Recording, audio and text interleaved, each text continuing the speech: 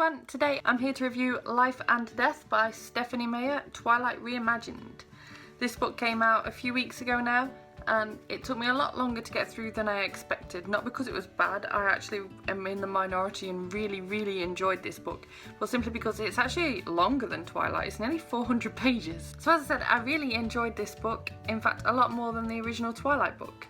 First of all though, I just want to say I really enjoy this cover. I think it's really beautiful and I think the spine is amazing.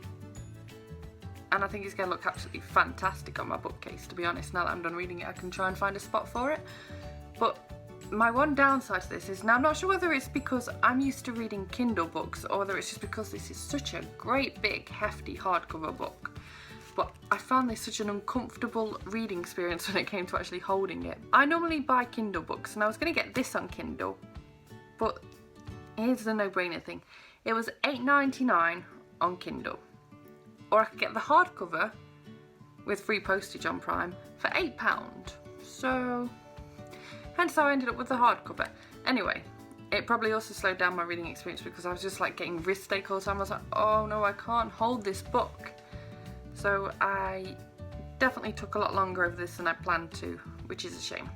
In case you've been living under a rock, this book is basically Twilight, but all the genders have been swapped around except for Bella's parents, and that's all explained in the forward bit. Stephenie Meyer writes a wonderful note explaining everything about this book that you need to know before going into it, which I think is great. And what she said, and what also I think is important to note, is that this isn't a new Twilight book. This is just some bonus material to help Stephenie Meyer have a bit of fun with the whole Twilight world again, for us to just have a bit of fun rather than just reading Twilight over again for the 10th anniversary. We've got something new, something to just provide a bit of entertainment essentially. A lot of people were sad that this isn't Midnight Sun, but actually I don't think there's anything wrong with that. If she'd have done Midnight Sun, it might have ended up being a massive disappointment because everyone's been hyping it up for so long. So I actually really enjoyed that we got this instead. Stephenie also wrote this book because she wanted to prove that Bella wasn't always needing rescuing because she's a female, but because of just the situation she was in. Now I don't want to go into this sort of area of the review too much because I disagree with this. She changed a lot in this book. Some bits were just little, ooh, I nearly dropped the books, it's so heavy. Some bits are just little changes, but other things are quite significant, like the ending is totally, completely and massively different. And that's not a bad thing for the reading experience, but it is a bad thing if you're going to try and claim that things would have been the same no matter what the gender, because clearly they weren't, because this book is different. A few other key scenes have also been changed, and again I don't have a problem with these. I actually enjoyed these new scenes and found them refreshing, but you can't then say that the whole situation would have been the same no matter what the gender was, because clearly that isn't true. So this review is going to be completely non-spoiler. I'm not going to talk about anything that would spoil this book for you in any way, shape or form. So feel free to carry on watching now that we've watched the basic beginning rant, if you like, of the review. I gave this book 5 stars.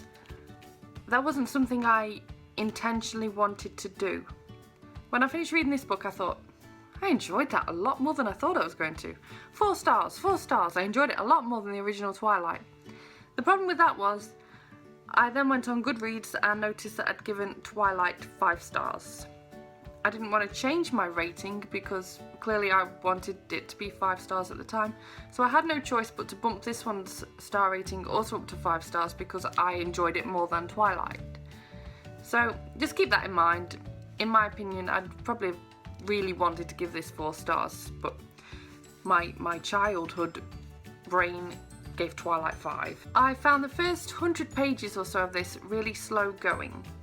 And that wasn't because of anything to do with the book, it was more to do with my brain.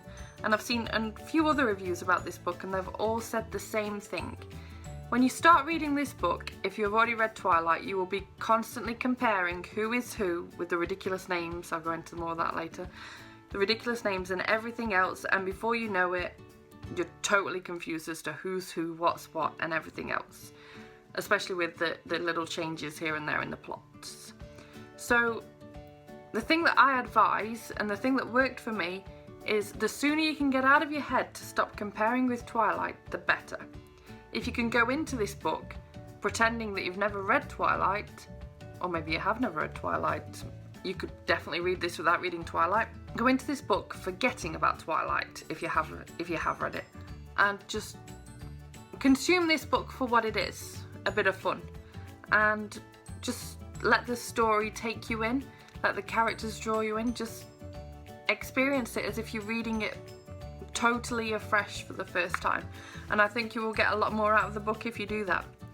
It took me a good 100 pages to get my head to that space, but once I did that, I found myself a lot more immersed in the plot. I was enjoying the story a lot more. I stopped getting confused over characters, which was definitely a bonus. And I just found myself getting fully involved in the book and wanting to read it a lot more. Now, as for the gender swaps in this novel, I've got to say that some worked significantly better than others.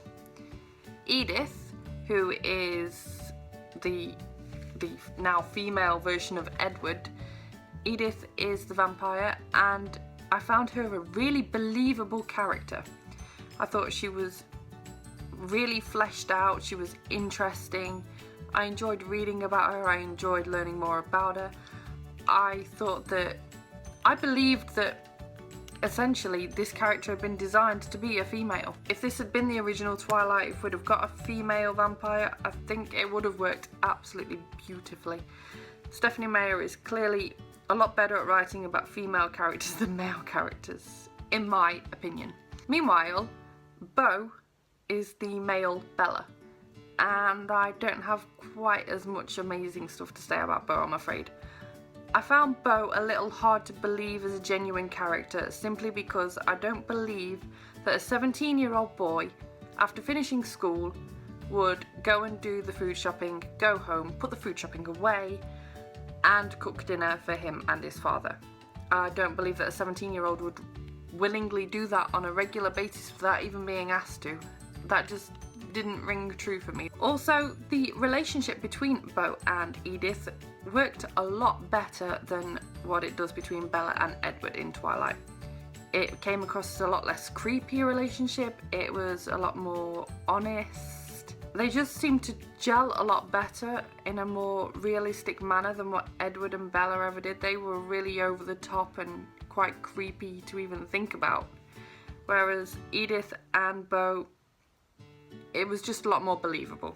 Now, as you may have noticed, some of the names in this version are a little bit wacky.